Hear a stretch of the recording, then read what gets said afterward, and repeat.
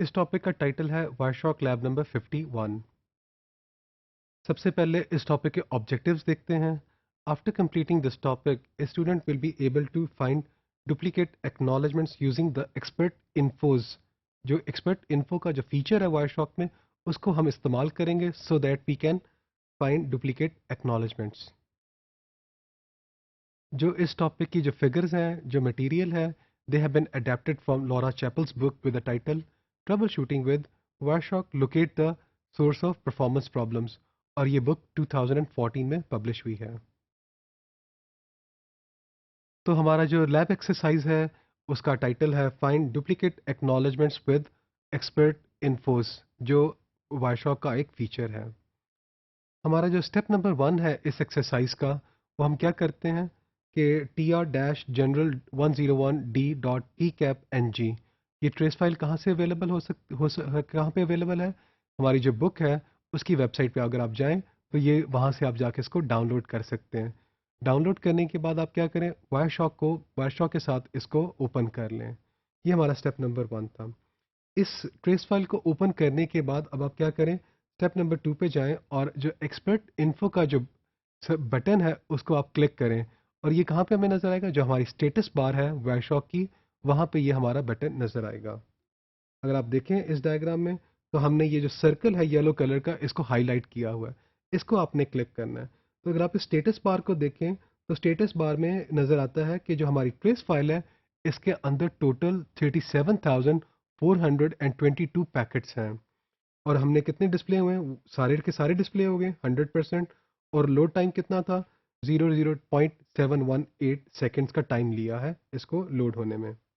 जब आपने yellow colour की जो सर्कल था उसको आपने क्लिक किया, तो आपके पास वायरशॉक की जो एक्सपर्ट इन्फो की जो विंडो है वो खुल जाएगी।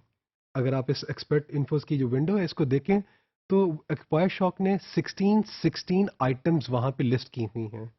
एरर्स कोई नहीं है, वार्निंग्स 2 हैं, नोट्स 810 है, चैट्स 1 है, डिटेल्स कितनी है? 1616 है, और पैकेट कमेंट्स के 0 हैं। तो हमारे पास टोटल 16 आइटम्स हैं जो वायरशॉक ने अपनी एक्सपर्ट इन्फोस की विंडो में लिस्ट की हुई हैं। अब आप क्या करें, स्टेप नंबर 3 में हम एग्जामिन क्या करना चाह रहे हैं? We want to examine problems in this trace file by clicking the notes tab. तो नोट्स का जो टैब है उसको आप क्लिक करें और आप उसको व्यू करें। वहाँ पे आपको क्या नज़र आएगा कि डुप्लीकेट एक्नॉलेजमेंट्स कितनी हैं। Wireshark does not count all duplicate acknowledgements together. It groups the duplicate acknowledgements based on their number. तो Wireshark क्या करता है, सारी डुप्लीकेट एक्नॉलेजमेंट्स को अलग अलग से काउंट नहीं असाइन करता, वो इनको ग्रुप कर देता है बेस्ड ऑन देयर नंबर। इसका क्या मतलब है?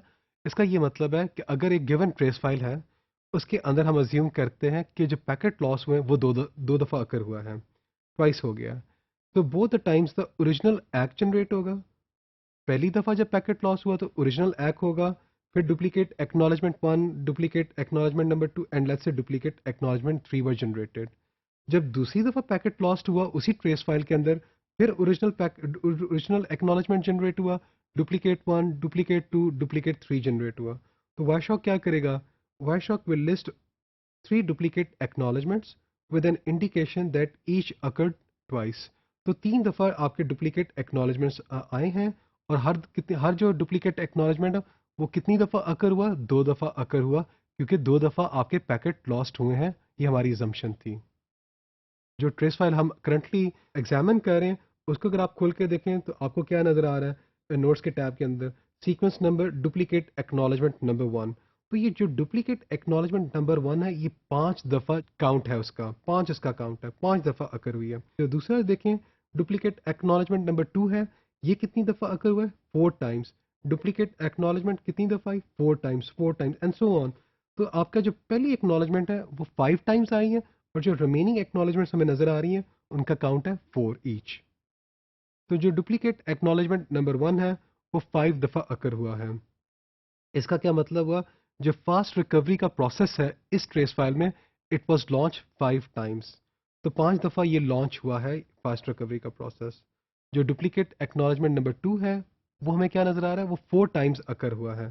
तो इसका क्या मतलब हो सकता है कि प्रॉबेबली अगर डुप्लीकेट एक्ट 5 दफ़ा हुआ है तो डुप्लीकेट एक्ट क्या हुआ है 4 टाइम्स होने का मतलब है कि कोई एक ऐसा पैकेट हो सकता था जो आउट ऑफ ऑर्डर पैकेट था।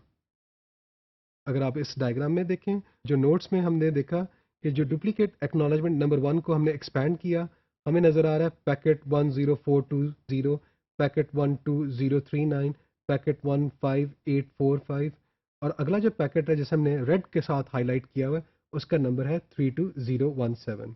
तो ये जो 5 पैकेट्स हैं ये टीसीपी डुप्लीकेट एक्नॉलेजमेंट नंबर 1 के सेक्शन में हैं। अगर आप डुप्लीकेट एक्नॉलेजमेंट नंबर 2 के सेक्शन को एक्सपैंड करें तो आपको कौन कौन से पैकेट नज़र आ रहे हैं?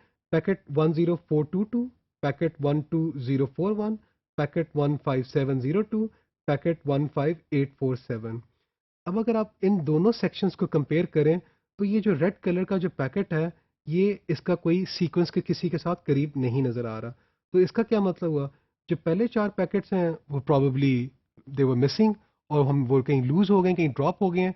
तो डुप्लीकेट एक्ट उन्हीं की जनरेट हुई है, उन्हीं पैकेट्स के साथ। लेकिन जो पैकेट जो रेड कलर के साथ जो पैकेट हाईलाइट हुआ है ये क्या था, प्रॉबली कोई आउट ऑफ ऑर्डर पैकेट था और एक ही डुप्लीकेट एक्ट जनरेट हुई है उसके लिए। तो probably one out of order packet situation in this trace file. और वो अकर कहाँ पे हो रही है, 3217 का जो सीक्वेंस नंबर था, जो पैकेट नंबर था उसके कहीं करीब ये आउट ऑफ ऑर्डर का पैकेट सिचुएशन अराइज हुई है। अब हम क्या करते हैं, स्टेप नंबर 4 पे आ जाते हैं। स्टेप नंबर 4 में हम क्या करें, scroll to the end of the notes section. तो नोट्स का जो टैब है इसके एंड पे आप आ जाएं। अगर आप इसके एंड पे आ जाएं तो आपको क्या नज़र आ रहा है कि डुप्लीकेट एक्नॉलेजमेंट नंबर 808 और ये इसका काउंट कितना है, 1 है। इसके अंदर जो पैकेट है वो उसका नंबर क्या है, 12034 है। तो जो टीसीपी रिसीवर है वो it kept on requesting for a missing packet 809 times. तो 809 टाइम्स ने उसने एक ही पैकेट की जो रिक्वेस्ट थी वो बार बार सेंडर की तरफ जनरेट किया है। डुप्लीकेट एक्नॉलेजमेंट 809 टाइम्स जनरेट हुए हैं। This means A packet get lost and the recovery took it significant amount of time. जो रिकवरी थी उसको बहुत ज़्यादा टाइम लग गया।